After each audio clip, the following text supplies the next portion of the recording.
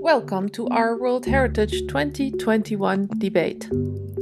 2021 debate is a year of events focused on protection, conservation, and management of World Heritage. We want to uncover untold stories to broaden our views on heritage practices and future perspectives. Knowledge gathered this year will be published in 2022 on the occasion of the 50th anniversary of the Convention. The Our World Heritage Initiative is created by individuals working on 100% voluntary capacity. We would like to point out that Our World Heritage provides an open dialogue platform that is based on voluntary work of session organizers and speakers. Our World Heritage welcomes diverse viewpoints in the spirit of collegial debate where mutual respect is afforded to all. Please note that the expressed views do not necessarily reflect the official position of Our World Heritage. We thank today's speakers for telling their stories, and we thank you, the listeners, for your kind interest and questions. If you want to remain up to date on our activities, you can follow our social media. We maintain channels in multiple languages to break through the language barriers and connect to local communities.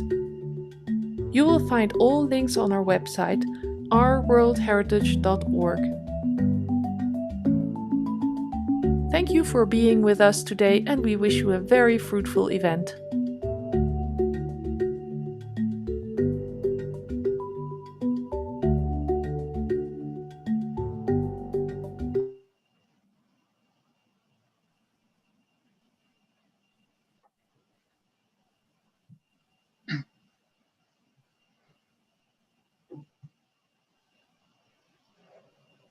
Go ahead, Daniele. Yes, okay. So my introduction will be very short because we have 4 panelists and I don't want to take time to their interventions. I would simply say that the topics of this session was defined through our debates in a group of new heritage approaches that consider that the preservation of heritage should be linked to the creation of a living, inclusive, and integrated sites and environment. And that a territorial, urban, and landscape perspective is needed to articulate nature and culture, tangible and intangible dimension, to reinterpret values and attributes through proactive strategies of conservation and revitalization that should be fully integrated in the planning tools. This is particularly important. It's evident for urban heritage, for the historical cities that are generally affected by pressures and processes of change that may not only disrupt their urban fabric, but also affect the local communities through processes of gentrification and marginalization, and that cannot be protected simply as physical entities. However, as suggested by the Historical Urban Landscape Recommendation, heritage conservation and urban development should not represent conflicting interests, but should complement each other as elements of the fundamental elements of the urban future. In particular, concerning urban heritage, planning tools should integrate protection measures for the historic fabric beyond the convention and often ineffective system of listing the monuments, whilst promoting at the same time revitalization and regeneration actions to ensure an enhanced functional and economic role of historic cities in the wider urban and regional context. Moreover, sustainable development and heritage protection strategies should include awareness raising and social participation as instruments to enhance emancipation, citizenship, and democratization of decision-making processes. As stated again by the historic urban landscape recommendation that I'm very happy that Jyoti will talk about that because it's the 10th anniversary of this recommendation. The integration of heritage conservation in territorial and urban planning policies and tools with a broad participatory perspective is crucial to ensure appropriate and inclusive heritage management. In many countries, however, an important gap exists between urban planning and urban heritage conservation. Urban planning conservation in particular is considered a minor or a secondary component of the planning system. On the contrary, new heritage approaches should lead to new urban planning approaches where heritage is not a simple sectorial component, but permeates the whole urban development strategy in a perspective of sustainability and equity. These are more or less the issues that were raised in our debates, and we would like to hear the opinion of four very distinguished panelists, who are Jyoti Osangrahar. I give you the floor. Jyoti is the Deputy Director of the UNESCO World Heritage Center. She will be followed by Bonnie Burnham, who is President of the Cultural Heritage Finance Alliance, and then by Eric Ubrecht, who is an architect and urban regional planner, manager of the international affairs at the Institut Paris Region, and finally by Rusudan Mirsikashvili from the Heriland project at the Newcastle University. She's from Georgia, however. So I give the floor to Jyoti Osangrahar, who has to speak this first, and she will talk about the historic urban landscape recommendation that I mentioned, and who is the fundamental tool to promote heritage conservation in a wider frame. Jyoti. Thank you. Thank you very much for the very nice introduction, Daniele, and a very big thank you to our World Heritage, to Monica and Daniele for organizing this panel and inviting us to be with you. We're very happy to be present and engaging.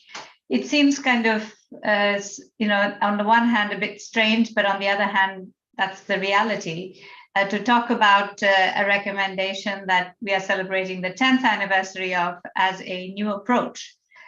Because it's been around obviously for 10 years, but also a little bit before then in the process of its development, the thinking and that. But nevertheless, when you think about how many, it's still the prevalent approach even now does not take the landscape approach. So what are we talking about? And so, the dominant mode is still not to go in this direction. So what are we talking about? And how is this connected with sustainable development? Because I think that's where the importance of this new approach also lies, is not only in connecting culture and nature, tangible, intangible, and the territory, but also looking at sustainable development. So I'm going to go very quickly through a few slides for my presentation. Let me share with you.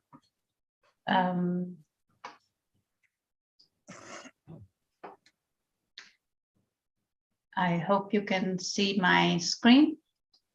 Yes. Okay, very good. Okay. So the historic urban landscape recommendation was adopted by the General Conference of UNESCO at its 36th session in 2011.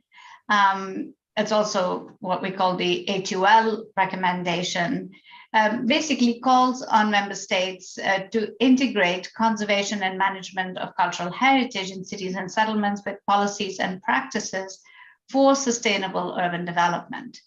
It is what we call a soft law because it's not a convention, it's not obligatory, but it's a recommendation to be implemented by member states on a voluntary basis and an additional tool to integrate policies and practices of conservation of the built environment into the wider goals of urban development in respect of the inherited values and traditions of different cultural contexts, and applies to all historic sites, not only to World Heritage sites, which is also an important distinction because it's something that it's an approach that is applicable as much to historic cities and places that are inscribed on the World Heritage List as it is for those that are not. It advocates a landscape approach for identifying, conserving, and managing historic urban areas within their broader context, considering the interrelationships between the physical form, natural features, and social and cultural values. Heritage as approach is recognized as an intricate part of its larger setting, the geographical, historical, social, and cultural context. So when we look at the historic urban landscape approach, it emphasizes views the historic center or the ensemble as an intricate part of its larger setting, the geographical, historical, social, and cultural context. It advocates looking at historic urban areas as composed of layers of history, economic, social, and spatial relationships between the built heritage, natural environment, and local communities. And these layers include natural and cultural, tangible, intangible, universal, and local heritage values that are present in any city. And these heritage values should be taken as a point of departure in the overall management and development of the city. Contrary to a preservationist view that rejects any change at all in urban and heritage, this innovative standard-setting instrument argues for the integration of heritage conservation with urban development plans and processes in order to manage change to protect heritage values. The outstanding universal value in the case of World Heritage properties. The approach is to managing historic urban landscape in a holistic way by integrating the goals of urban heritage conservation and those of socioeconomic development. This method sees urban heritage as a social, cultural, economic resource for sustainable development, applicable to cities and settlements, big and small. So the whole approach creates a shift in focus from monuments to the urban fabric as a whole and beyond the notion of the historic center. At the same time, this understanding considers the city as a process which is characterized by both change and stability in time. From the perspective of the whole recommendation, conservation as a strategy to achieve livability and sustainability counters a range of urban problems from standardized and monotonous buildings and growing lack of public space to debilitating poverty and the increased risk of climate-related disasters. So as a forward-looking instrument, it embraces the idea that cities and settlements can harness the power of cultural heritage to make them vibrant, economically and socially inclusive, and environmentally sustainable. Shifting the focus from monuments to the city as a whole. The recommendation also highlights the need for new tools and processes to support this innovative approach through civic engagement, knowledge and planning, regulatory systems, and financing mechanisms. The whole recommendation and its approach has become the standard framework for the implementation of the World Heritage Cities Program. The World Heritage Cities Program has more than 313 World Heritage properties on the World Heritage List that are living urban centers or parts of settlements. The 40th General Conference of UNESCO also reaffirmed the importance of the whole recommendation in the context of the 2030 Agenda for Sustainable Development, the New Urban Agenda, and the African Union Agenda 2063. And of course, it's intimately connected to the World Heritage Sustainable Development Policy, which I'm not going to go into in a great deal of detail at the moment.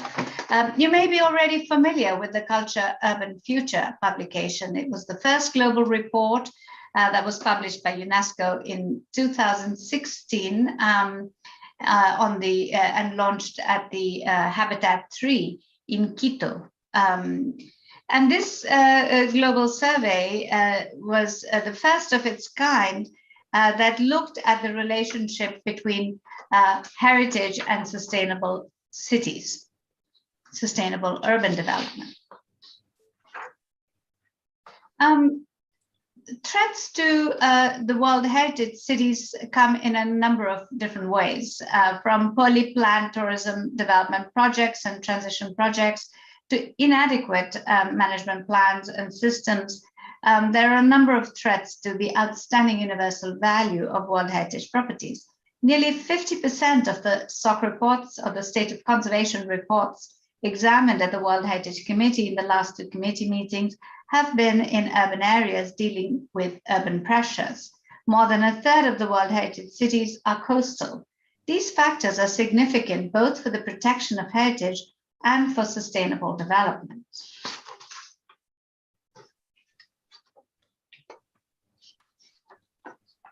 I want to mention very briefly here the Fukuoka outcomes, the outcomes from the international experts meeting, Heritage in Urban Context, that took place in January of 2020 in Fukuoka in Japan, to further discuss the worrying pattern of situations affecting heritage sites, World Heritage sites in urban contexts, and as requested by the World Heritage Committee in its more recent sessions. As the main outputs, the Fukuoka outcomes, a methodology to better identify urban attributes and a basic framework for urban heritage management, were developed, refining the previously used 6-step approach for implementing the whole recommendation.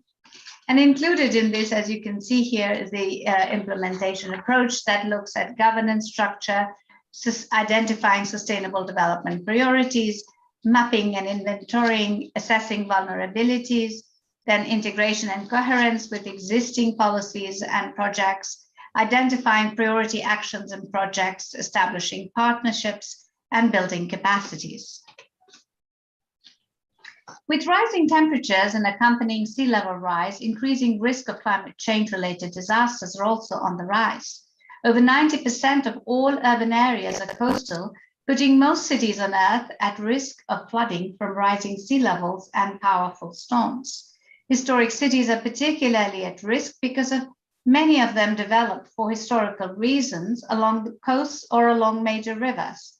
Thus, a large number of World Heritage cities, nearly a third of them, are along coasts, and climate change is now among the top threats to cultural and natural heritage sites inscribed on UNESCO's World Heritage List. Their continued preservation requires understanding these impacts to their outstanding universal value and responding to them effectively.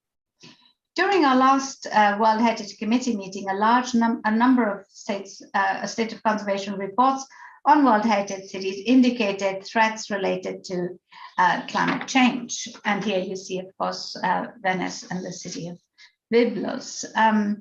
And in this regard, we're looking also at relevant data from space and from Earth observation, using it as a tool to understand and document the impact of climate change on World Heritage cities through a new collaboration that has been recently established with the group on Earth observation, GEO. It's the Urban Heritage Climate Observatory.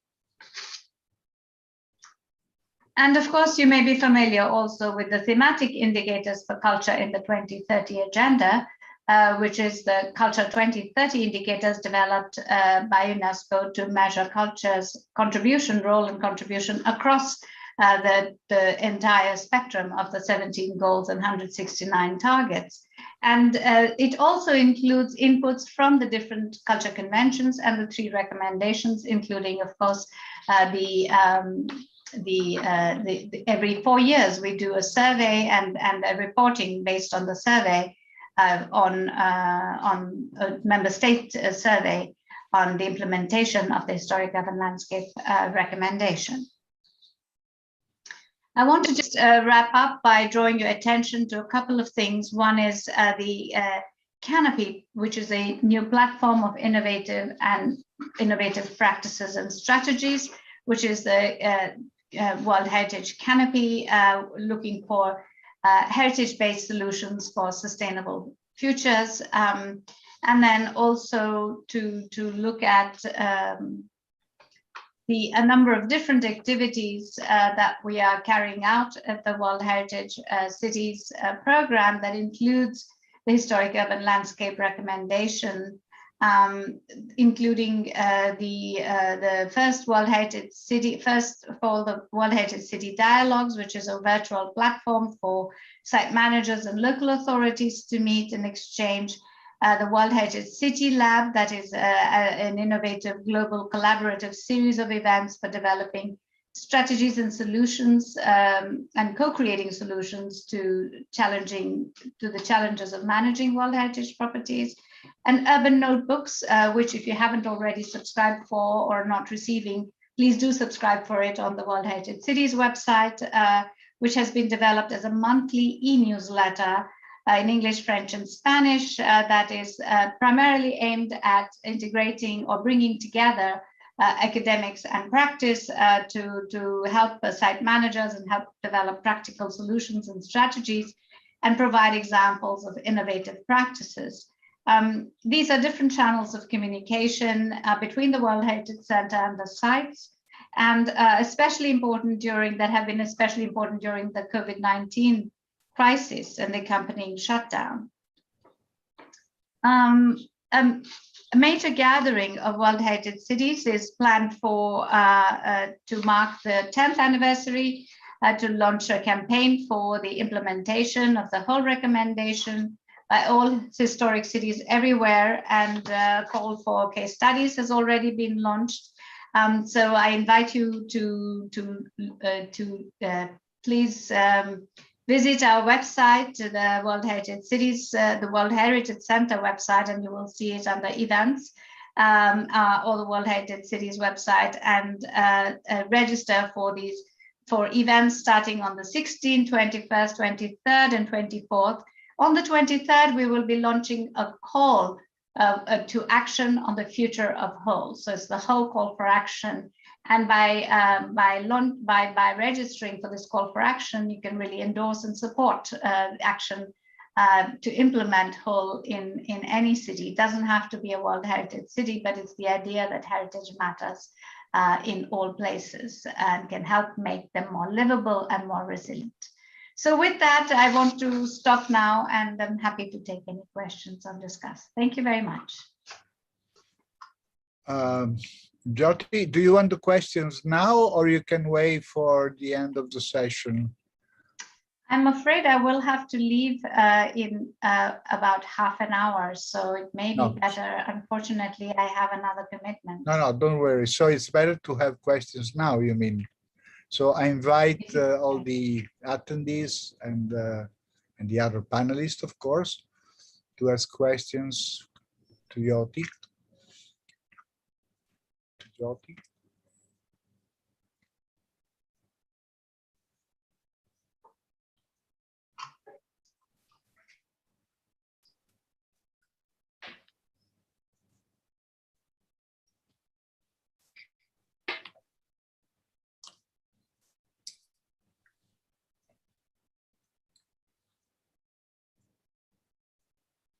No, apparently there are no questions yet, but if you can wait half an hour, maybe you will see there will be some question. In a while, I would like to recommend the newsletter you edit, the World Heritage Cities Project newsletter, which is very rich of information and debates. And of course, I thank you, Jyoti, for the very rich and inspiring presentation. So if there are no questions now, I would give the floor to Mrs. Bonnie Burnham, who is, as I said, the president of the Cultural Heritage Finance Alliance, and she will speak about creating a heritage-led investment process. I think that this is a very important aspect of any heritage policies, which is often overlooked, unfortunately. And I give the floor to Mrs. Bonnie Burnham. Thank you very much. Can everybody see me? Am I now on the screen? Great. Yeah. Thank you. We can see you and hear you. And you can hear me too, okay. I want to thank our World Heritage team for this opportunity, these very interesting dialogues that I've already been tuning into earlier today and earlier this week, and the Federal University of Rio for the work that you put behind this program, putting it all together. I'm going to put my presentation up on the screen now. I come to the Cultural Heritage Finance Alliance, which is a new entity that's been created in the last 2 years, after a long experience working with the World Monuments Fund and working with many people who are probably participating in this webinar today, toward the protection, the dissemination of information about threats to our cultural heritage, and tangible hands-on programs to try to participate with local partners, both governmental and non-governmental, in the conservation of cultural heritage. And I'm going to be talking a little bit about my perspective in relation to this idea of trying to bring more investment into the heritage sector in the course of my talk today.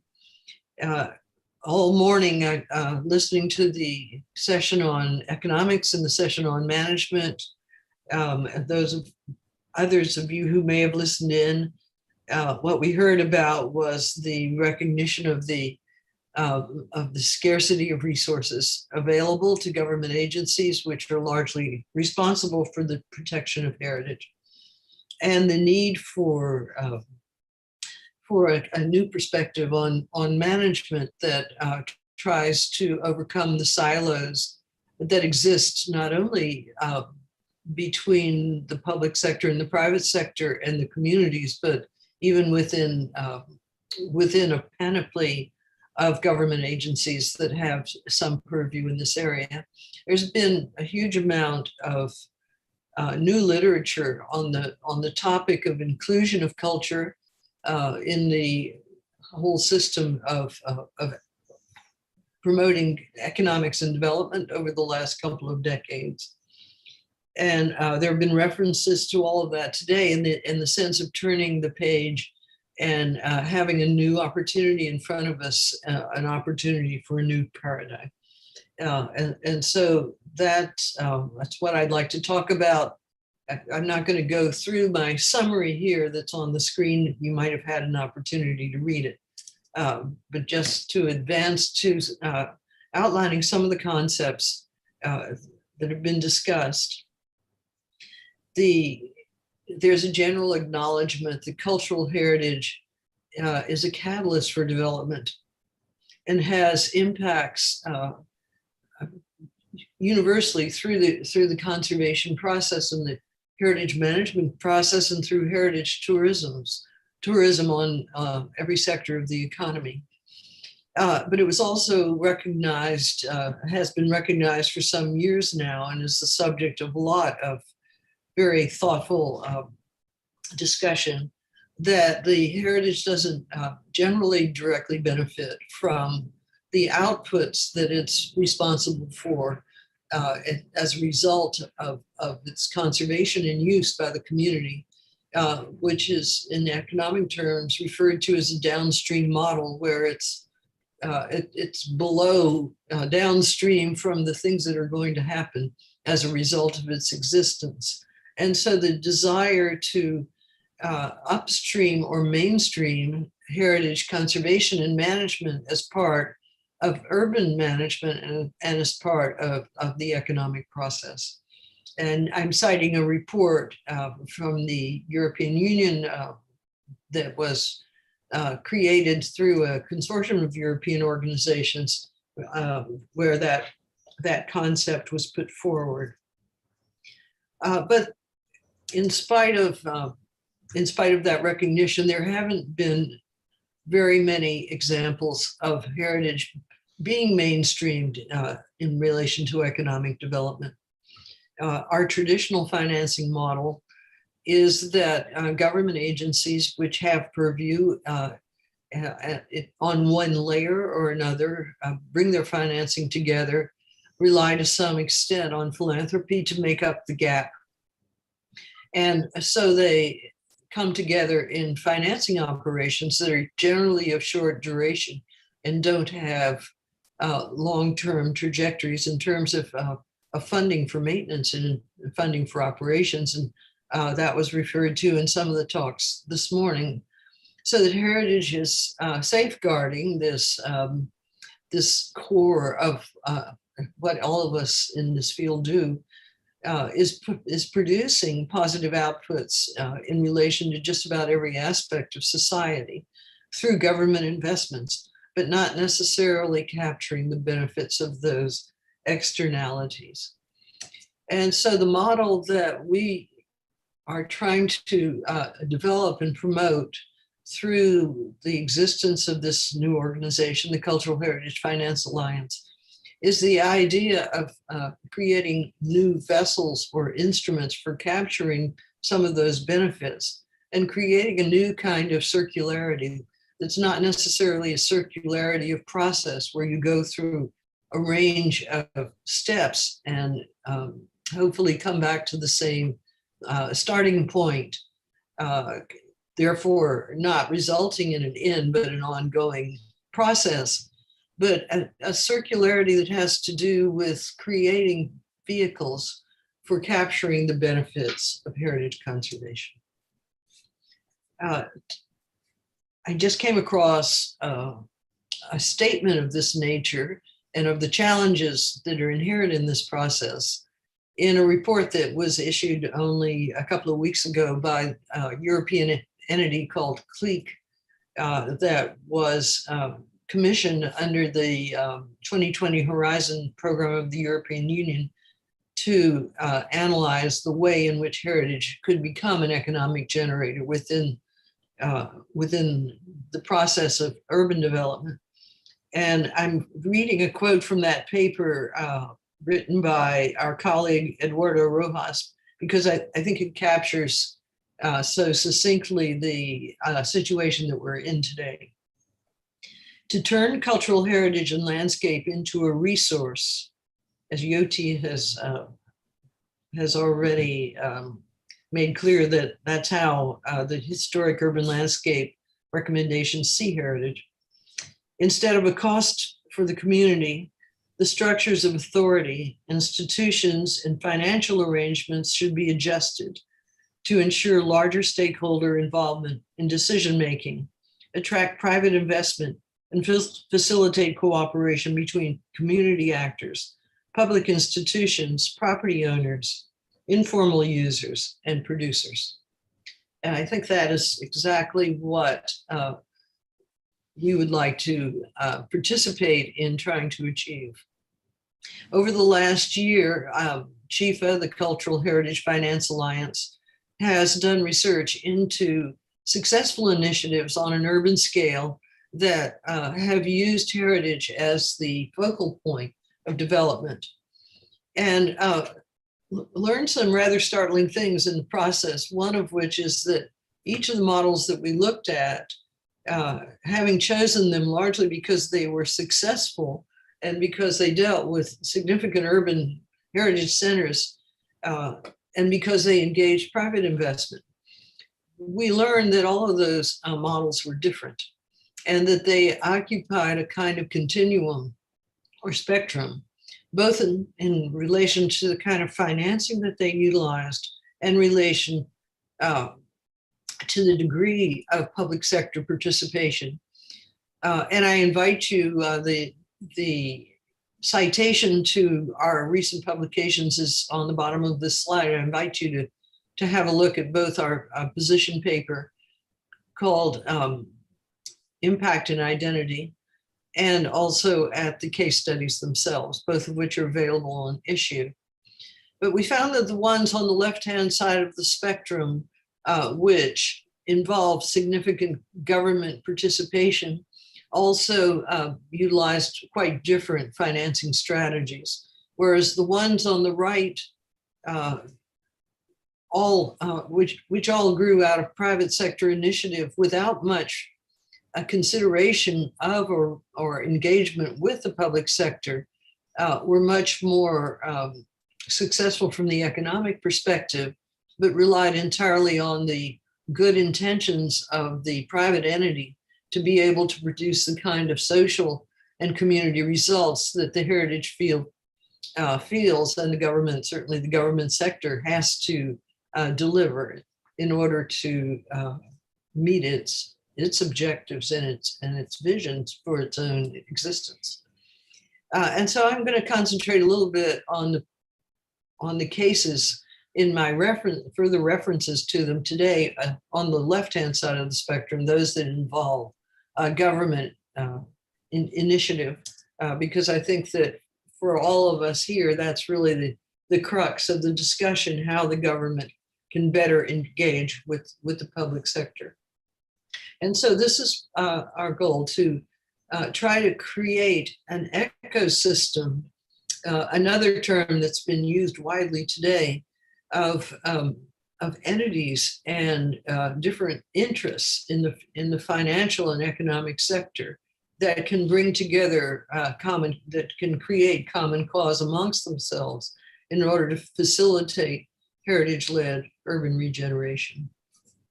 Our team consists of a multidisciplinary group of people who have long backgrounds of experience in community development and innovation finance, as well as heritage conservation and architecture.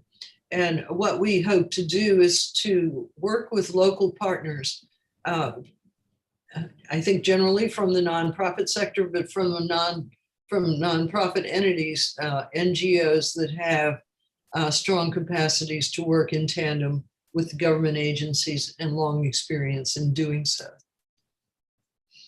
And so our process, at least in the early stages, will be to create coordinated activities that lead to the activation of financing opportunities for beyond those that are already made available to the government, in a kind of three-step process that builds upon the existence of conservation management plans and urban plans, to the degree that those two intersect and share common goals.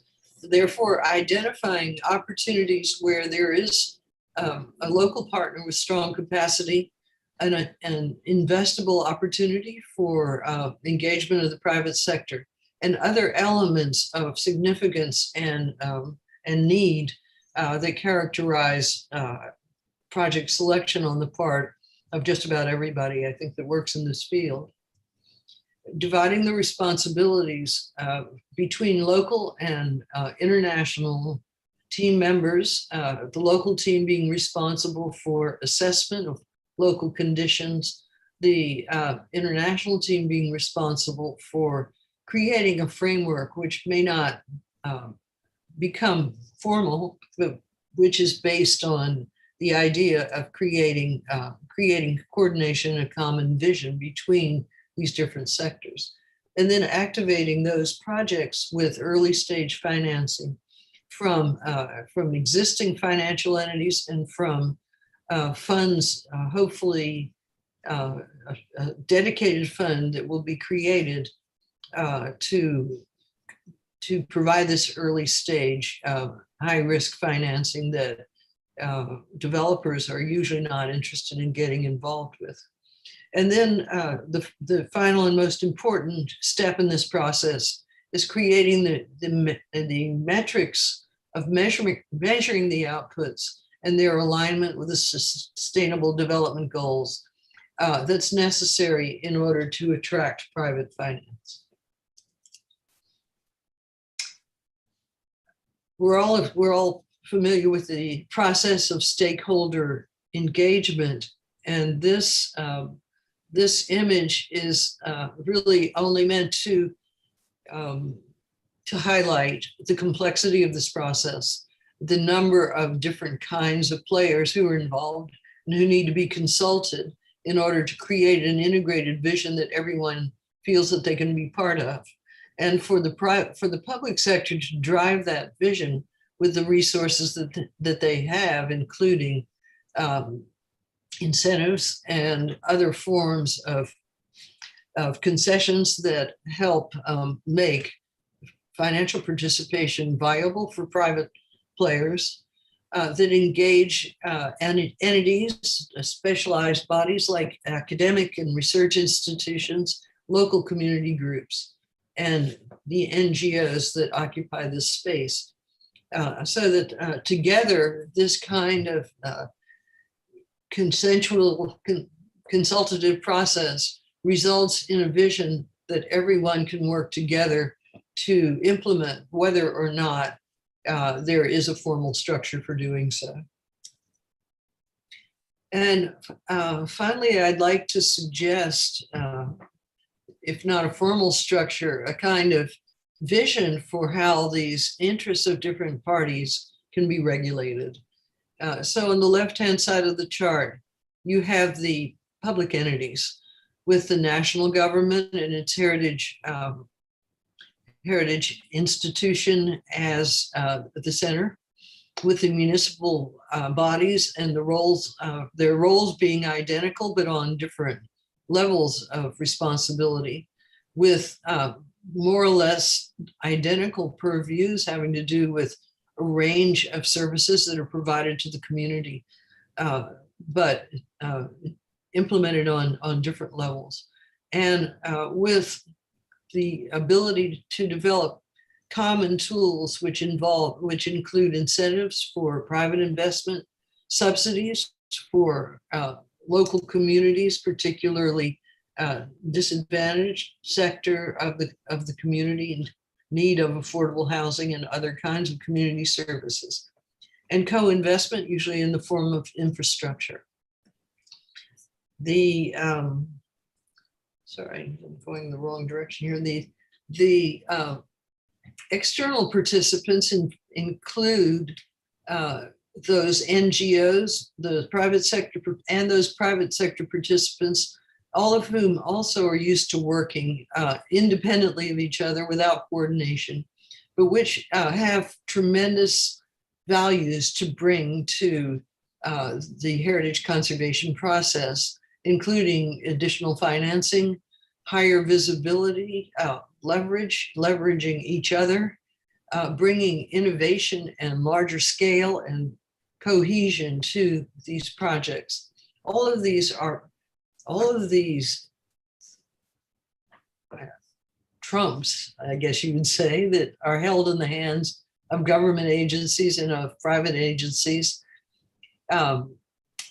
would add up and do add up in the best of circumstances to a powerful kind of a potion that results in change if it can be properly managed and if it can be directed toward incorporating heritage rather than having it left out of community development processes. And I think that's the rationale for this consortium. The chart that I have here more or less replicates the amazingly successful heritage-led urban revitalization that took place in Mexico City in the first decade of the 20th century. But, and I think it's one of the three public-led examples that we studied, and I think it's the one that best balances the interests of the private sector and the interests of the public sector, and a completely integrated coordination on the level of these green entities, all of which were created specifically in order to manage that project and to manage the change that came about as a result of it. And so on the important catalyst in this is a convener who may be in the mix in an arbitrary way. The convener could be UNESCO, the convener could be an outside institution.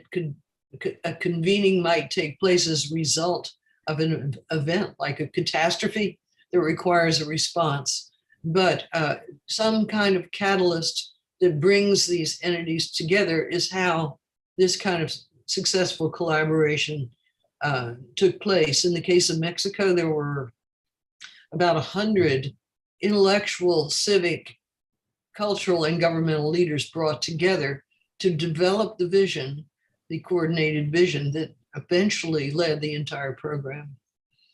And ultimately, a private sector NGO implementing body was created, which had both a nonprofit and a for-profit arm.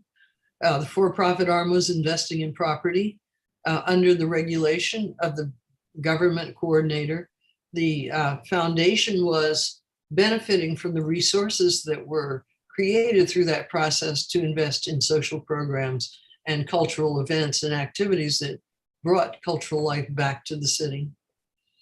On the left-hand side, there was a municipal implementer, and the projects carried out by the municipality mainly were infrastructure projects, things like opening up, getting traffic off the streets, providing new parking, and taking street vendors off the streets and into specified newly created facilities, creating bike lanes, having electric buses, getting rid of pollution, managing water losses through the water system, and security. So they had a huge role to play, but it didn't involve direct investment in properties.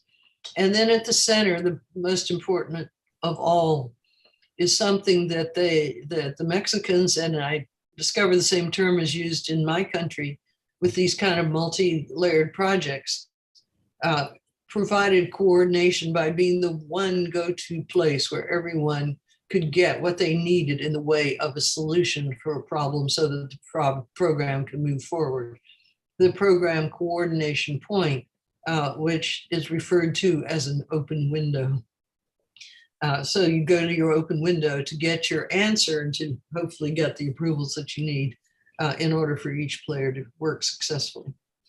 And so I think the final thing that needs to overlay this kind of process is a direct response to the Sustainable Development Goals and identifying which goals in relation to any specific project are relevant and can be monitored successfully in a tangible way in order to provide proof of concept that the outcomes of heritage-led urban regeneration really do produce the social results and sustainable development results that the community is looking for.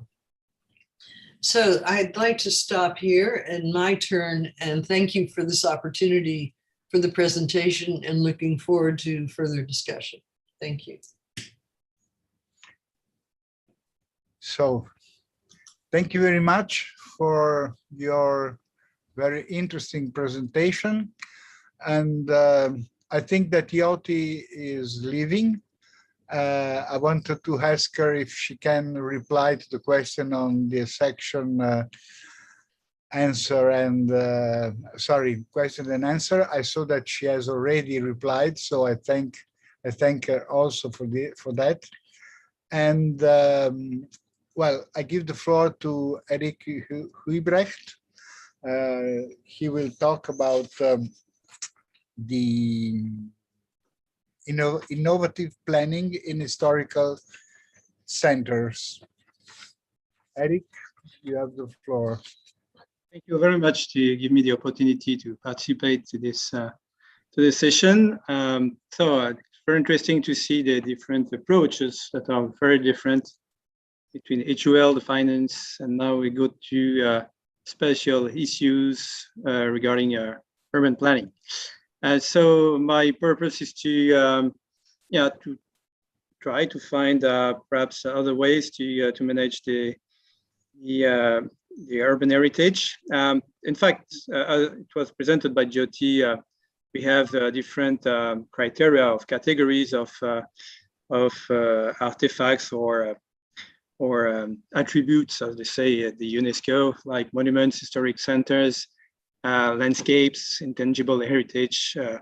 So this is probably the basis on which we are working on when we speak about heritage and based on values. In fact, when we work on cities, on the same city, we have different urban fabric in the same closed area. Here in the top of these images that are 3D images of Mumbai, different neighborhood. And down it's in Tripoli, just in the city center, we have 11 categories of urban fabrics, and it's not so easy to define the value of this urban fabric in regards to the history, of course, but also in regards to the value for the urban planning.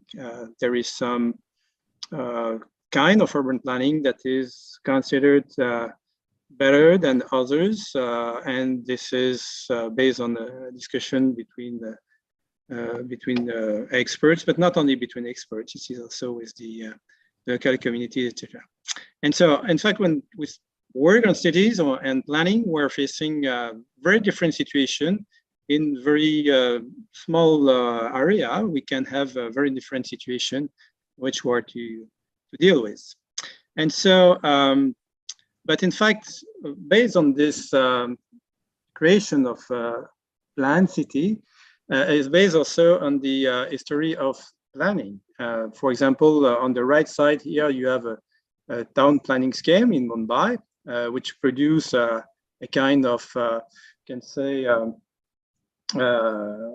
design city from the 30s, and you have other area in the middle with these towers from the 70s and 80s. They produce very different forms, and it is closely related to the history of urban planning. And so we can say we prefer this one and this one, but this is not the question. The question is, what is the value, what is supporting, how it is representative from different period of the history. And so this, when we go to protection or conservation of different area, here we are in Tripoli in Libya, for example, we identify the location of historical area based on old maps and field survey to find what remain as interesting buildings, as remarkable houses and monuments. And so there is a lot of place and a lot of elements, artifacts that can be the support of this. And the question is how to define a new new rules, new regulation, and new tools to preserve and to conserve or to manage the change in that area. In Tripoli, it's truly interesting because we have the old Medina, which is the darkest part here on 47 hectares, which is based on the very old city from people coming from Tyre in Lebanon in the antiquity and the Roman period. And so we have a big arch of Marco Aurel, and also we have the Ottoman, the Spanish, and all the history of the cities there. And the urban expansion from the Ottoman period and the Italian period with the incredible Italian rationalism planning and architectural design in the urban extension of the city, which were very probably one of the most remarkable, outstanding Art Deco urban fabric and architecture in the Mediterranean. And so, but when sorry, Eric, could you put full screen the image? Oh, sorry. Yes, of course. It's better like that. So the question is, when we want to build a new tool for urban planning to preserve heritage, we're facing the existing regulation.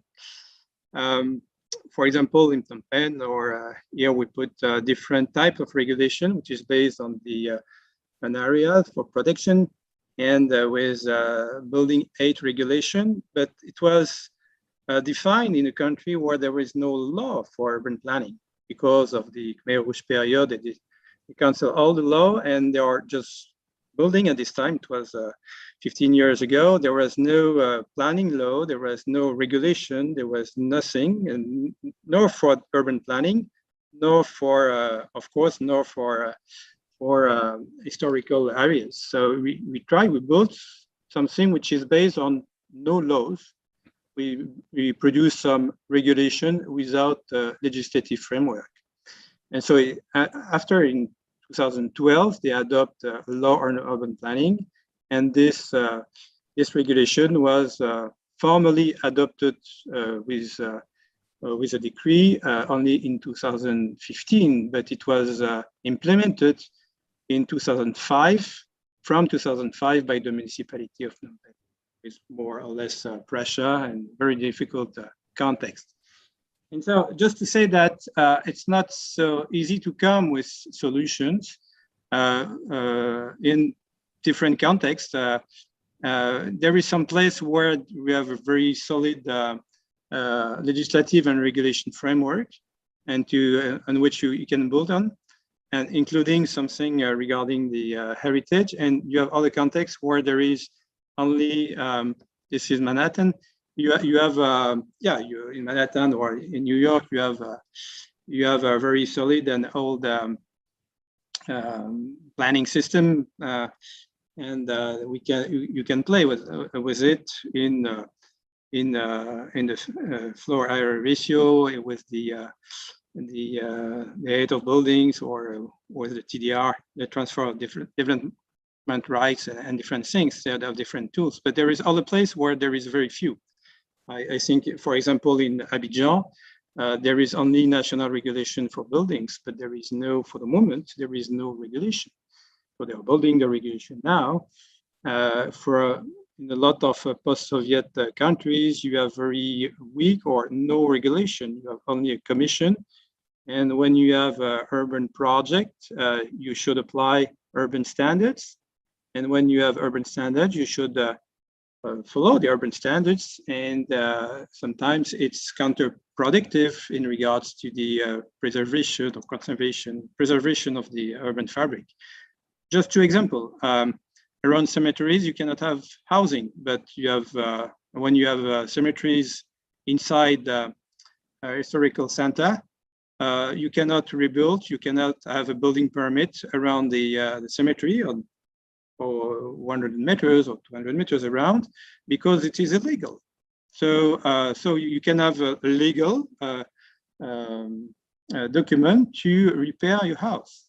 The same around schools, so 35 meters, or there you have also urban standards to be applied when you have a project coming from the public bodies and saying that for school you need to have a sport field. So you should destroy some part of the historical area to extend the school and to have this facility with the sport field, which is useful for the youth. And so there is a lot of contradiction. So just to say that we need to have specific tools.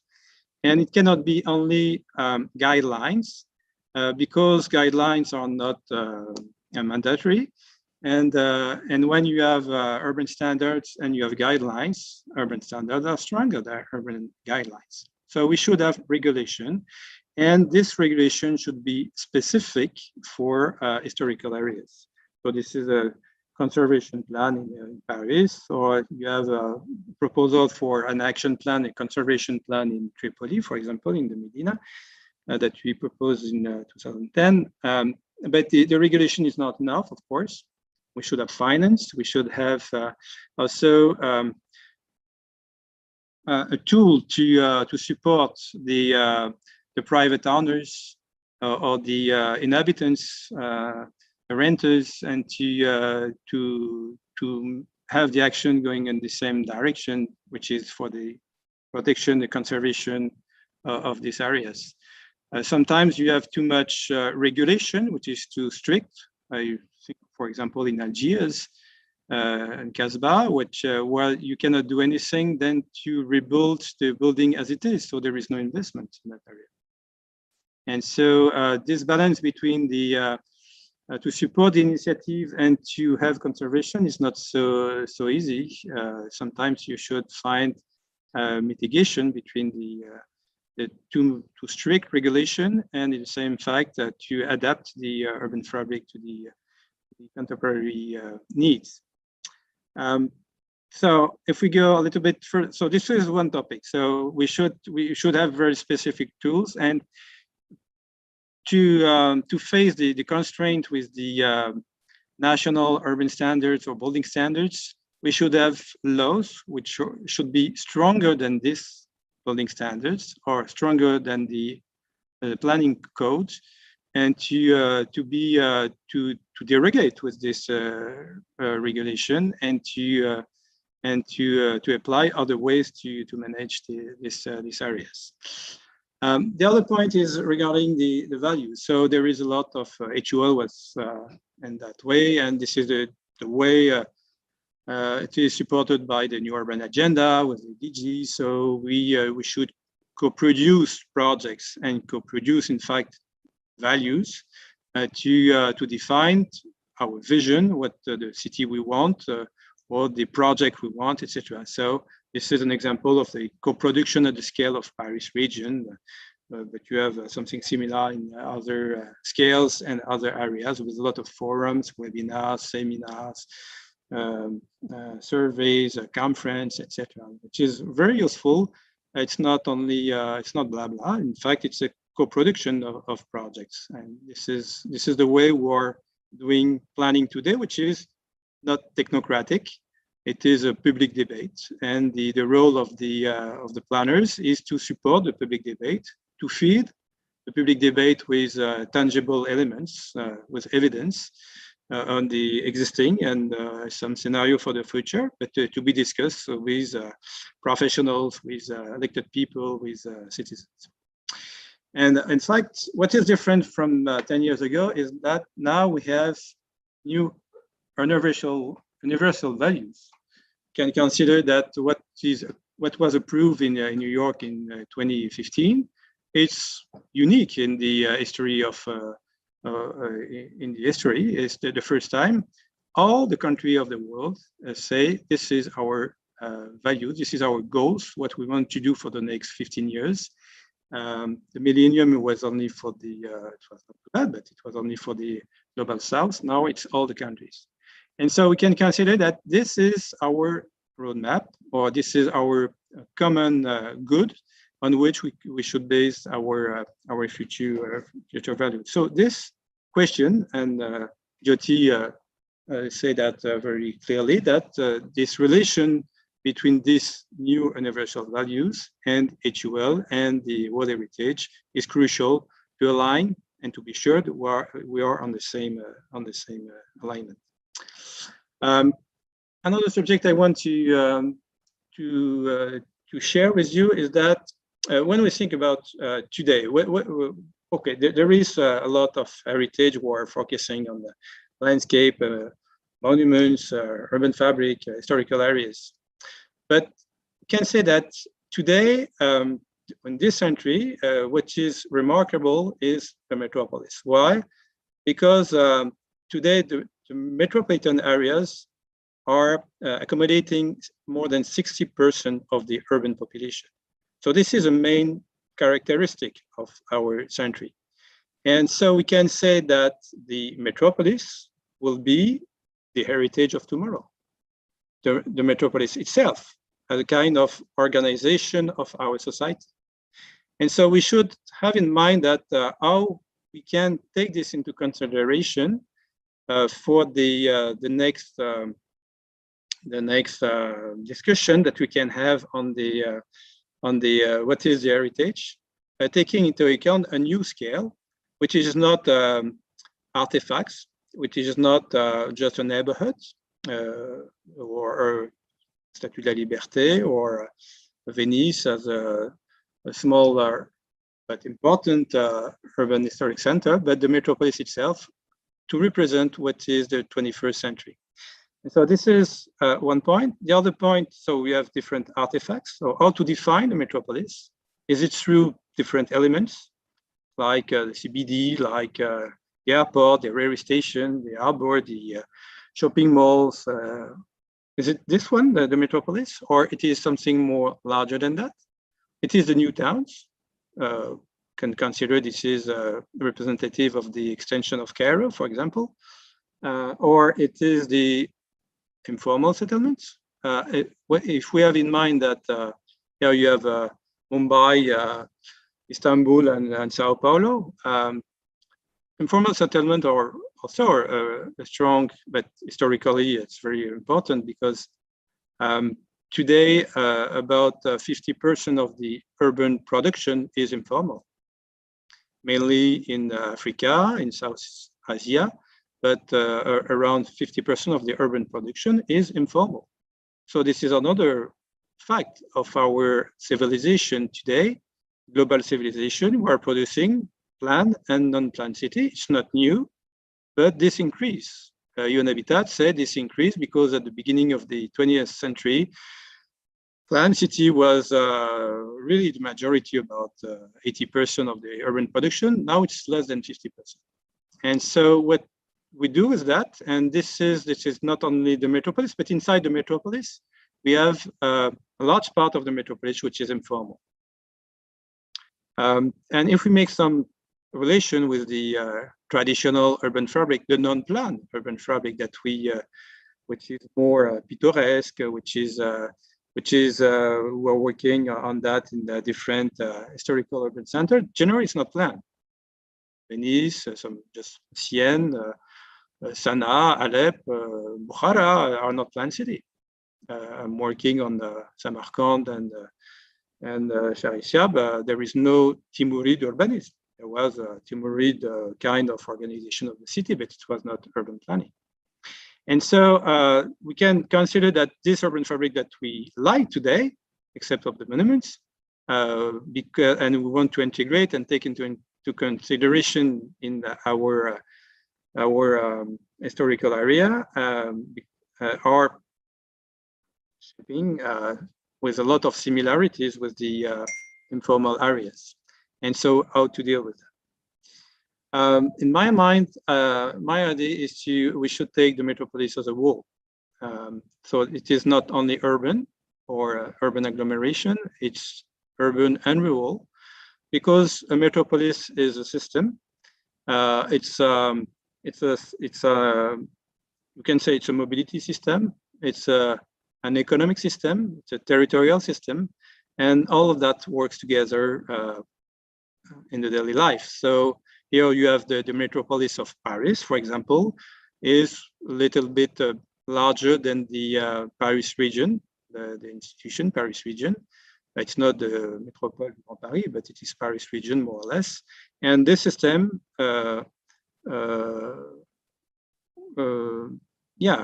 has about, for example, 75% of this area is with forest and agricultural areas, but it is part of the metropolis itself. And so you see, we change the scale. We're not focusing only on urban or on building area or on landscape. We're taking into account another concept, which is a functional urban area as a system. And the question that we'll have would be how to patrimonialize the metropolis, how to give him more value. And the policies that are applied on the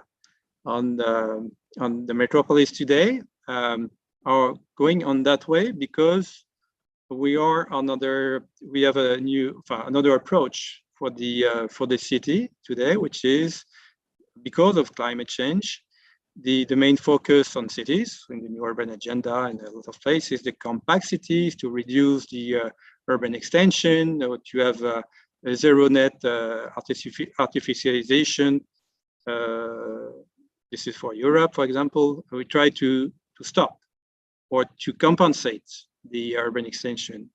And if we work on the city itself, we should give him more better living condition. And so we should introduce more density, but also more nature in the city. So we're looking for a nature-based solution inside cities, for example. So we increase the transportation capacity for the people to use more public transportation, we reduce the place of the car, and with the big infrastructure that is structuring the metropolis, which is, we can say this is the big framework of highways. It is also the, when we change these highways, like for example, in the middle of Paris, we changed the motorways to pedestrian streets along the Seine River. This changed completely the value of this area. It's not only for cars now, it takes a lot of other significance for the population. It's a public space with a lot of other things. It's a landscape. It's not just for crossing the city with a car. And so this patrimonialization of the metropolis should be questioned if we want to think about what is the value, and with the action, the policies that are applied in the metropolis, if we consider metropolis as an heritage for the 21st century, we should take into consideration this point. So the other aspect is because of the complexity, we're working more on urban regeneration, and there is a lot of similarities between the method applied for urban regeneration in the heritage area and in the city. And so there is a lot of lessons that we can take from the experience of the heritage, and to give more value in the city we're producing when we make the city on the city itself. The other point, which is different than 20 years ago, that emerged a lot, is to focus more on the opportunities that we have inside the city, with the some decayed area, empty areas, because the industry go back. Now it will be the shopping malls, etc. So that when you want to renew the city on itself, it's very different than when you have an urban extension. Urban extension can be managed by a technocratic structure. Tactical urbanism or urban regeneration needs to work with the owners, with the neighbors, with the people who want to do something on this area. So this is more a bottom-up approach by necessity, and it's very difficult to have a top-down approach for tactical urbanism. And so, in fact, and the other fact is that most of the projects that we have on this kind of area, here you have just an image with 90 projects in Paris and the close suburbs, for example. So if we want to reinvent the city with the population, with a participatory approach, it is, in fact, the project that they are proposing are mainly based on culture, on recreation, and co-working and other things, but it is mainly on the recreation and culture. And so this is important to have in mind. So we can say that we are in a context, because of the constraint of climate change and the change of approach, where we focus more on the city itself than to the urban expansion. The culture is taking a lot of importance in the urban planning practice in the approach for the city itself. And we have different experience like that in Shanghai, for example, or other cities, and we try to do the same thing in Algiers, in the Casbah. So thank you very much for this moment. I just share some few ideas for innovation. Merci.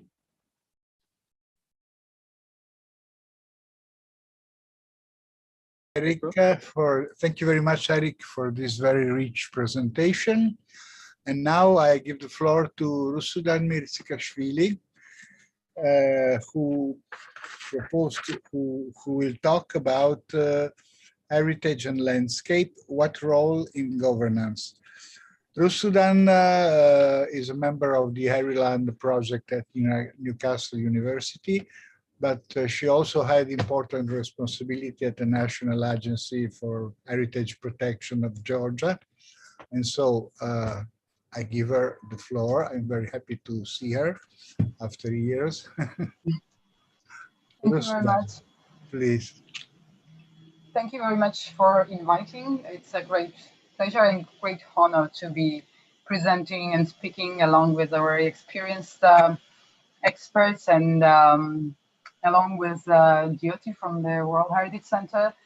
Um, it's also a privilege to be a last speaker of the week, a very rich discussions throughout the week. So I think this puts me in a priority position to be a little bit more, I would say, maybe let myself be provocative even, and put some questions to challenge the discussions of the week and kind of to go back to different issues and highlight the aspects that I picked from different talks throughout this week. Also to touch upon the World Heritage Convention to start with, which is the primary reason or main platform for our meeting. Let me just share my screen. Just a minute. I think I can find sharing. There is a green button. Oh yeah. No, okay. Sorry. Now, yeah. Despite the year of virtual life, more than a year of virtual life, we still have this sharing and muting issues all the time we are online. Well, yeah. So the World Heritage Convention, it has been mentioned many times that the World Heritage Convention is one of the oldest conventions, and the approaches have significantly changed in the field of cultural and natural heritage since its adoption. And I would like to take this a bit further, tying these changes in conservation philosophy to the more fundamental transformations in the last decades of 20th century. Primarily this anti-modernist turn in every sphere, which leads to more individual, fragmented, temporal, and local understanding. And highlighting these broader transformations, I think made quite obvious the framework for the challenges that the World Heritage Convention is facing today, which was conceived and set in a quite different context and spirit. So I'm trying to trace these transformations in the framework of my research on landscape and heritage governance, which I'm undertaking, as Daniela mentioned, in the frame of the EU-funded Herland project at the Newcastle University. The innovative aspect of this research is that it tries to bring together landscape, heritage, and governance under one holistic approach. It is this research which made it possible for me to reflect more thoroughly on the challenges which have been accumulated in these fields at the turn of the millennium, and the new trends which have been emerging for the last decade, which make us also more alert and focused on the future. Rosedan, excuse me, could you put the image at full screen? Yes, again. Now, so we can see. Yes, please. Good. Yeah, okay. Here you are. Good. Very good. So we've heard many times the talk about impact of humans on the planet and undeniable need for sustainable development and more sustainability and for more integrated approaches. And nature culture integration in the World Heritage realms, I think also reflects this process from interdisciplinary towards more unidisciplinary thinking around territories that attempt to overcome the divide between preservationist and developmentalist visions and approaches, and tied into the sustainability, resilience, circular economy discourses. Concepts like social ecological systems consider the environment as the linked systems of biophysical and social factors, and obviously seeing the world as a complex system calls for equally complex governance approaches. However, we've seen these approaches have been heading to a rather different direction for the last 15 years. The approach to small state has proliferated in most Western democracies as well as in developing world, less developed countries. So at the turn of the millennium, it takes now more sophisticated overtones as a governance thinking instead of traditional government approaches, further away from the interventionist role of the government towards the more decentered, still more decentered concept where informal authority of the markets and society blend with the formal authority of the government institutions. One can say that these trends are equally instrumentalized today by the right wing as well as left wing politics. For example, in the UK, the localism was formally adopted as a main government policy in 2011 2015, although the austerity measures behind these trendy slogans like big society, power to people were fiercely criticized from different platforms. So we, in the last decade, we've seen also the rise of the different localist movements, which have been stimulated by the growing scholarship in the field of sustainable management of common environmental resources. The groundbreaking work of Eleanor Ostrom supporting a lot of discussion about this topic. And the idea of commons has now become the core of these localist movements around the world, promoting direct or deliberative democratic forms of governance. However, experience from various parts of the world tell us that local scale does not inevitably equal to more democratic politics, and that there is a lot of thinking applied to this question to think of possible avenues how to overcome this trap of local particularism and how to make these moments more influential at various scales of governance, from local to national and regional. So I think these discourses are of ultimate importance for modern heritage and landscape theory and practice, including world heritage, um, primarily because they validate heritage and landscape as a core ingredient in defining the place and its community from where the bottom-up movements start. Um, However, there are many issues as well. In the quest for local identities, heritagization is perhaps leading towards more enclosure through commodification, perhaps. And there are various examples of it around the world. Many questions remain whether outcome of such heritage-led regenerations are equally accessible for different social groups. I brought few photos here to illustrate what I mean by these heritage enclosures. The common approach of heritage-led regeneration, reuse derelict or unused buildings and structure, commonly with new creative, youth-oriented or luxury functions, upscaling entire neighborhoods, which is obviously very good on one hand, but on the other hand, it has not similarly positive impacts on certain groups of the society.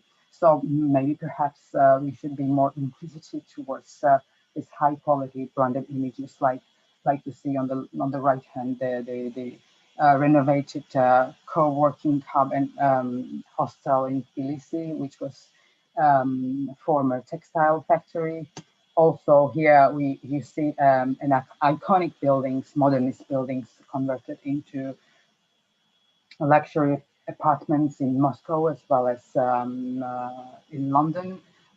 Particularly striking is this conversion in case of this famous building of Narkomfin in Moscow, which was conceived as a sort of a social condenser, the early experiments of new social life in 20s.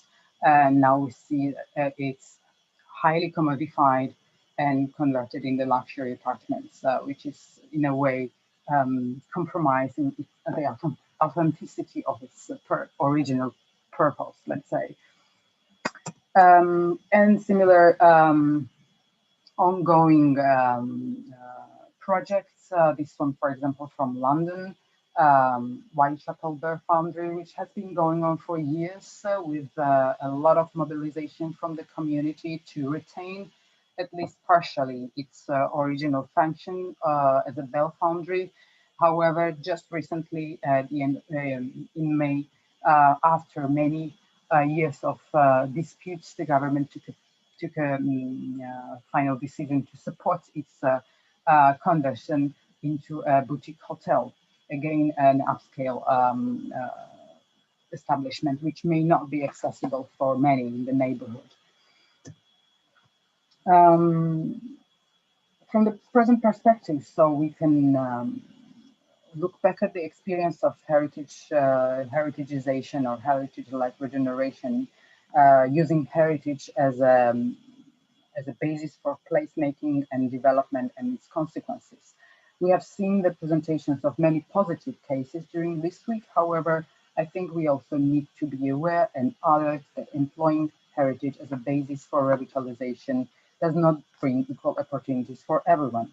Lots of examples from all over the world of gentrified and touristified historical places illustrate that the prime benefits of revitalization of the deprived neighborhoods are commonly absorbed by capital interests and political actors. Heritage and landscapes are often trivialized as attractions for the armies of visitors and tourists. And I think one of the striking examples is the number of deaths by selfies that I discovered is rising in the recent years, which I think illustrates this unfortunate commodification of landscape and heritage as just a background for expressing your, visit or identity at some point. Yeah, I think we also need to focus on understanding the conditions that disrupt the positive potential of heritage as a progressive and emancipatory project. The experience tells us that using heritage as a resource for development tends to be transformed into an instrument for the new modes of domination or colonization within the societies, but also globally, often leading to dislocation and still more deprivation of local people who are, in the best scenario, offered to earn living on selling the memory of their past creations. My personal observation in Georgia, but also from different parts of the world, and these pictures are from Georgia, supports this opinion. By saying this, of course, I do believe that heritage can provide the basis for from which communities can build up bottom-up approaches and structure for greater participation in decision-making, governance, more democratic governance. However, to make the process truly innovative, I think we need to enter the fine details of social structures of the community and face structural issues like structural stratification. This issue is so far discussed as far as their representation in the mainstream heritage politics is concerned. Something like this is industrial heritage, which is a trendy subject, and the main discussion is about representing in the more authorized forms of heritage. However, there are many issues related to reusing this building and again having access to the benefits of heritage making for all members of this community. We can argue that traditionally heritage has been a project of the privileged, as it started more like a middle upper class movement even today in England, and this data is from England. It's obvious that the economic aspirations of different social classes, ownership and employment opportunities lead different interests and levels of involvement of in culture and environment, in particular, of different groups of the society. And I'm sure we may find similar situation in different parts of the world. These differences are easily manipulated by dominant powers, often successfully fueling the conflicts based on the social stratification. However, we do also have cases where these conflicting interests are reconciled around overarching values, and exceptional unity is achieved around heritage landscapes, where various place and professional communities raise their voices together to oppose top-down development decisions. And this is one of the cases which is considered a very successful one from US at Blair Mountain protests, which achieved finally the preservation of a large landscape, mining landscape from a specific form of mining, which is a mountaintop removal. However, we have to know the differences of the same community visions or the same community members, which were like pro development in this case and more pro conservation. So these differences were exploited by the company who was interested in acquiring the license for mining, and hence the protests were quite often contradictory. And then we have other cases, and this one is from Georgia, which is showing indeed exceptional unity against a hydropower plant, which is planned in Rioni Valley in Georgia. And I think this is a very rare case where people from different regions, people from different places, but also from different social backgrounds, socioeconomic backgrounds came together to protest, and which has led to a very significant political moments in 2021, and the process is still ongoing. I think we also have to admit that the pandemic has also demonstrated as clearly as never before how much that unity around common values matter.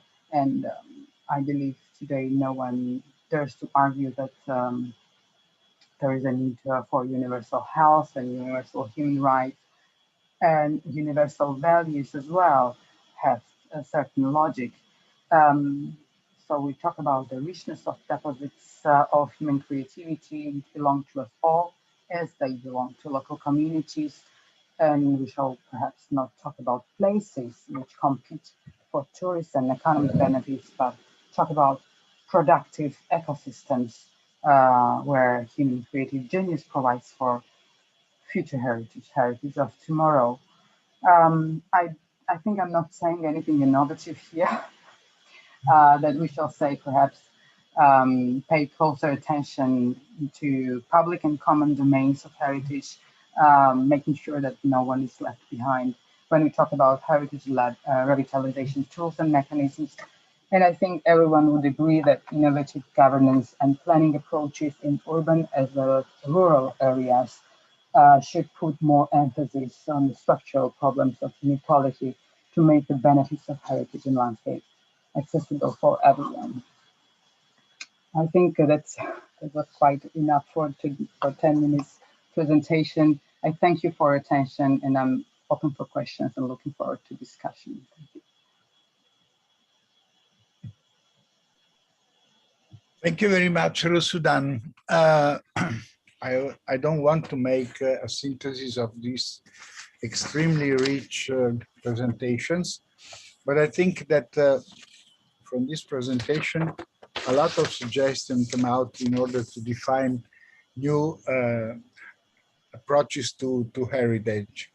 I would only pick some points from the different presentations that deserve, in my opinion, to be further developed in our future debates. Jyoti made a very comprehensive illustration of the recommendation on historic urban landscape, and mostly underlined the need of an holistic approach, not to consider heritage and heritage cities or as something limited in itself, but to consider in the wider context, and mostly to consider the city as a process, not as a finished entity that cannot be touched in order to be preserved, in order to be conserved. From the presentation of Bonnie Burnham, I would like to pick the point, essential point. There is the need of an adaptable framework for successful public-private cooperation in conserving and developing and regenerating heritage environment. And private sector should be engaged together with the use of innovative financing structure as a complement to the local initiatives and the public resources. From the presentation of Rick Riebert, I would like to pick 2 points that for me as an urban planner are very important. The need of specific regulations for historic cities that may be heavily affected by the application of standards, of national standards or undiscriminated rules. And also the idea that metropolis, this is particularly important, is the future heritage. And this is a very important point that needs an in-depth reflection, I would say. And finally, the presentation of Usudan put in evidence the need of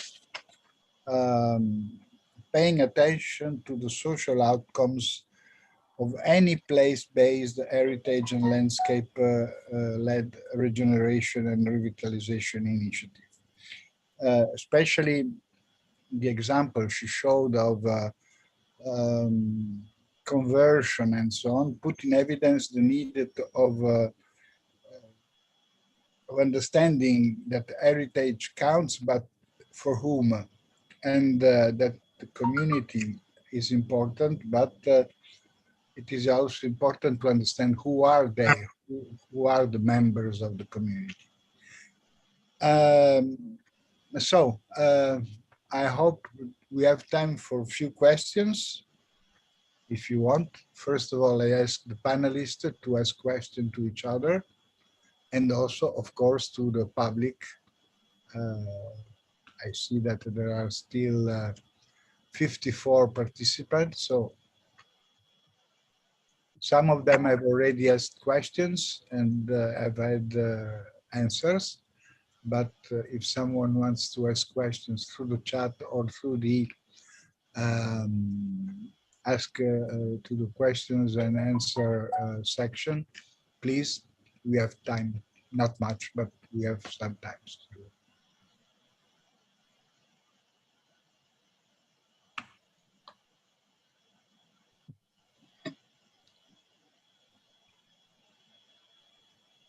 Yes, Rusudan, please. My question is to Eric. I was really inspired by this idea of the metropolis as heritage, which very much resonates my own thinking of expanding like heritage concept to landscape and to environment at large. So where do you see the divide? Metropolis, as you mentioned, contains a lot of positive and negative aspects as well, like informal settlements that you mentioned. So where do you see that divide? How can we define that heritage of the metropolis? I'd love to hear more details from you about this, or more ideas. So the question is, we can say it's the value of the metropolis. But first, we should define what is the metropolis. And so to answer to your question, we just implement international working group with 12 cities, with universities and urban planning agencies, and to try to define what it is, to try to define the relation between heritage and the metropolis as an heritage. So we're just beginning this by a survey. We have a seminar in Seoul in December to define the access for research. And on this basis, we'll go forward. And we hope after two years to have consolidation of these notions. Obviously, we can say that, so this is an artifact of our century. That's it's obvious. And now it's well recognized by the international community. There is a metropolitan agenda in the UN Habitat, for example, or we have a metropolis association, etc. And so the question is how to define and what is what represent the metropolis. For example, we have a very big difficulty to define the identity of the metropolis. How do you feel you are part of a metropolitan area? It's not so easy. When you live in suburbs, there is some conflict with the central city. Is the people living in the suburbs of Rio agrees to be part of the metropolis of Rio. In fact, for the politician, it's not so obvious, and for the population also, because the representation, the mindset of the people is related to the discourse, and the discourse is built by the people, but also by the politicians. And so we have the question of the identity of the metropolis to be defined, and from place to place it will be different. You can consider in Paris, we are from the metropolis when we live in rural part of the metropolis, because we consider it is a system. It is an economic system and a mobility system. People, we go to the agglomeration every day are part of the metropolis. If there is a proportion, it could be changed from country to country, but more or less you have a majority of people from this area go every day to the urban agglomeration. You consider it is part of the metropolis. But the feeling to be part of the metropolis is not so easy. And we have another question which is interesting, is that with the COVID crisis, the mobility changed completely. People go to 500 kilometers, but are connected with their office in the central city or the agglomeration every day.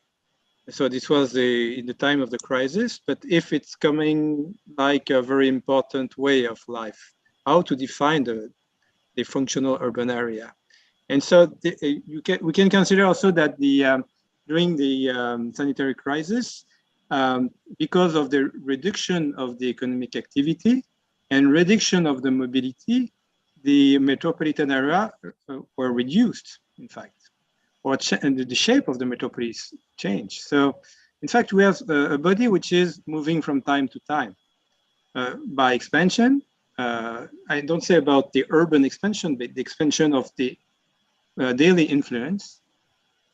But sometimes it's reduced, and sometimes if we consider with a different approach, we speak about identity, but we can speak about the different ways to manage the different urban services. You will not have the same shape of the metropolis. For water and for sewage, it's not the same territorial arrangement that we have than mobility and the economy. If you go to environment, it will be completely different. And so this is a little bit tricky. And so it's a very good question for researchers.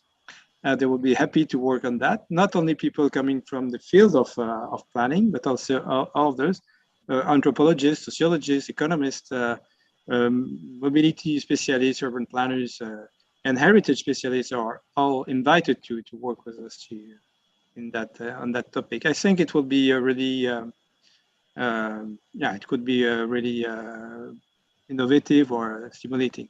The last point I would like to say, if we're able to, another point for the metropolis is that it's changing from time to time, because when you have, when I say the metropolis is an artifact, but in fact it's an artifact that is moving from time to time. For example, in Paris with the new metro, we are changing strongly 17 neighborhoods by densification, hard densification. It's not acupuncture, it's geology in the existing city.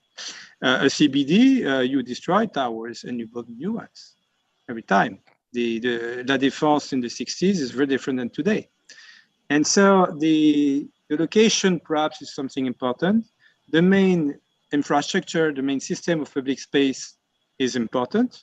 But as I say, the main infrastructure system with the motorways, the railways, etc., is changing now, because we are changing motorways to public space for pedestrian.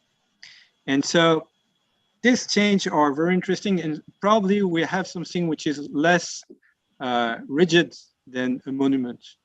Or yes, we can say that these urban fabric in the historical area is moving, but not too much. But when if we define the metropolis as something is evolving from time to time, and this is the spirit of the metropolis, it would be less on conservation. It would be on other concept to be defined. Thank you. That's very interesting. I would like to say that this COVID period has had some interesting effect. I don't know how long they will last, but for the moment, for instance, in Italy, there is a debate about not really the end of the metropolis, but a radical change of the metropolis due to the development of the homework. And there is apparently, I'm not sure of this, but in any case, some very distinguished architects and planners are talking of the people leaving the metropolis and going to the small cities, the hundreds of small historic cities we have in the countryside, in the mountains, and so on. And they consider that this will be the real future of our society. And this will be the real complement that will make the metropolis livable, because people could live, could work in a very nice environment, green areas, mountain areas, and so on, and go to work in the metropolis once a week. This, of course, would change completely the metropolitan system. The other aspects that come out in these days, due to the COVID limitations, that at least in Italy, I don't know in France or in other countries, but a restaurant could not use the inner space completely, and therefore they could use the outdoor space in front. As a matter of fact, our cities have been transformed into a sort of a manger of a restaurant, open air restaurant everywhere. You cannot walk, you cannot move because you have tables of the restaurant everywhere. Now this is, I don't know how long these changes will last. I hope, I don't think they will last forever, happily, but they put in evidence two aspects. First of all, that life in the metropolis is largely unsatisfactory for a lot of people. And secondly, that in any case, historic cities, or better to say historic space, is still a friendly space and is still a very attractive space, especially for young people. This is maybe the discovery we are doing in these days, because we were thinking that young people likes to congregate, I don't know, in the discotheques or in other spaces for fun and so on.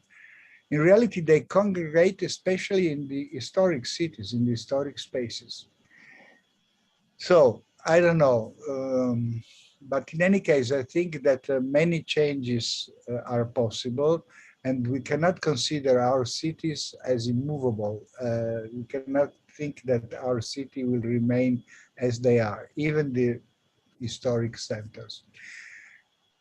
I see a question in the question and answer section, a question by Fekri Hassan. How can heritage be mobilized to provide adequate and affordable housing to marginalized communities, and how can urban heritage contribute to ongoing discussions on cities and climate change? Who wants to answer? So for the contribution for urban heritage contribution for discussion on cities and climate change, I give a few elements, but in fact, if we think about mitigation, so to reduce the mobility needs in the city, we should change our approach on cities and go to more compact cities and to reduce the need of mobility. So it is the question of the 15-minute cities or the reduction of the urban extension, etc. And so this, and as I explained, it is when you work on the how to reshape the city on itself, you your approach has a lot of similarities with the approach on the action plan that you have in urban heritage areas. So the experience on the historical areas feed, in fact, the work of the urban planners who work on non-historical areas, but where we should have urban regeneration. So this is, the contribution is there. We speak, also there is other elements. We say sometimes that it is the historical architecture is more bioclimatic than the AC architecture, air conditioning, etc. Sometimes it's true, sometimes it's not enough, and the climate is changing, and probably, but sometimes there is good experience. For example, Eastern mud architecture in very hot climate is very well adapted and better than concrete or baked bricks. When you discuss with Uzbek people, they say, yes, traditional houses are better in winter, better in summer, in their very hot climate in Central Asia. So we can find, but it's not automatic. Yeah, I agree. I see the answer of Bonnie Burnham. There are good examples of integrating affordable housing, livability, and social inclusion through urban development. The public sector can play an important role in encouraging this by establishing use guidelines that include these interventions and incentive them through regeneration and rehabilitation projects. Sure, I agree. Rusudan, yes, please. I'm in the same lines. I would like to agree with it. But it's to answer the question. It's mostly about fiscal instruments. How the people who are marginalized will be allowed to have access to certain funds. And I also would like to admit that, as far as my experience is, these people have already been using and living in the heritage areas quite in many cases. So the issue is just to create conditions for them to improve their living conditions and improve their livelihood without having to leave historic city and relocate to other areas, leaving the heritage resources for wealthier newcomers. So that is the dilemma that any heritage manager faces in urban realm. So there are no recipes, but probably the main issue is about fiscal tools and financing mechanisms. Yeah, but there is also the issue of Eric about the regulations. I mean, you cannot use a standard regulation in historic cities. You cannot use the same regulations that you use in new development, for instance, you know. So you have to use adapted regulation, respectful regulations, but specific regulation. That's absolutely, and detailed regulation, I would like to add. Yeah. Benny. I was going to ask a question of Razudan, which is, do you feel that the pandemic has given an opportunity for a kind of reset in relation to the gentrification projects that the kinds of projects that you were citing that didn't necessarily valorize heritage in the best way possible? And do you think there's a movement toward these regulatory agencies focusing more on these kinds of issues rather than on monument preservation, the kind of trend that we've been talking about in the course of this meeting, and focusing more on community benefits? Yeah, it varies from country to country depending on their overall, background and the resources of the governments to invest. But I personally, I don't feel that pandemic has changed the attitude the attitude towards communities were there in certain cases, like I mentioned in England, for instance. They're very much brought forward to and kind of agitated to take part in developing the local neighborhoods, and certain tools are created for them specifically to be able to voice their needs in terms of local development, like local neighborhood plans, for instance, while in other cases, like, for example, in Georgia, in less developed countries, pandemic has created a great shortage of resources. So more stress is brought to using the heritage resources for development needs. So in that sense, the community's needs are more easily marginalized. And the protest that I mentioned against that large-scale hydropower plant is a typical one, preservation versus development kind of like project bringing jobs, and the project which is like for tree huggers, let's say, as in the Blair Mountain protest case. So I think that the answer is not uniform. It just depends on the country, state. Sure. Okay, is there any other question?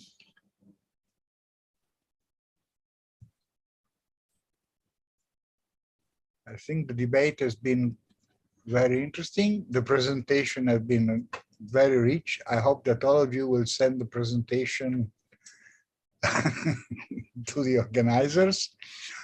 And well, if there are no other questions, I thank you very much. I hope to see you again in presence, hopefully, this time. And I thank you, the Vera Tangari from the University of São Paulo and Monica Bahia Schlee from Rio de Janeiro for their wonderful organization. Without them, we would never manage to meet, not even online. And so, I don't know, Monica, Vera, you want to add something? I would like to thank you all for coming here, Rosadan, Bonnie, Eric, and Daniel in special, because he's been a very good companion from these last months. And also, I'm just a comment, I'm from Federal University of Rio de Janeiro. Okay, so that's no problem, Daniele, because we are working together with University of São Paulo.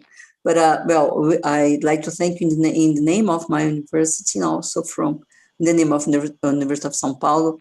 Thank you all for being here, all the attendees, for the questions. The debate was very good. I'm just watching all the sessions and I'm just learning a lot.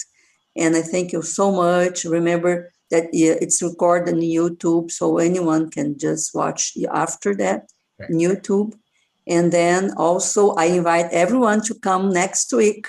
We have a second week of our Globular. I think Monica can help me with that. Thank you so much. Sorry, the last question on the chat. I don't know if you have seen. I think that we can. We don't have. Laura Lage. Oh, sorry. Go ahead. I don't know if the pronunciation is correct. Thank you all for the amazing presentation. There are a lot of tools we can use to provide a better place to live to everyone. In Brazil, especially, money is more valorized than people, not only in Brazil, everywhere. So as the place become more valorized, more people are expelled from that because they cannot afford to live there anymore. And the government does nothing because it attends to the market and the big companies, not the people. This is the issue of the gentrification. It's evident. This is for the next session, hopefully. Yeah, it is. Yes. Daniel, you can invite them because you're gonna hold the next one, on Monday. Monica, you want to compliment? Yeah, just to thank a lot. Thank you very much for the panelists for these very inspiring and thought-provoking presentations, and also to Daniele, which has been a very good colleague and co-coordinator for all those sessions and all the discussions that we had to provide the organization of the Globinar. So thank you very much. And I hope that you can join us on the next week. Okay, I put on the information on the chat if you can, and also about the past sessions if you want to attend, if you want to watch later. The information is there. Thank you very much. Thank you. Have a nice weekend and see you on Monday. Bye bye.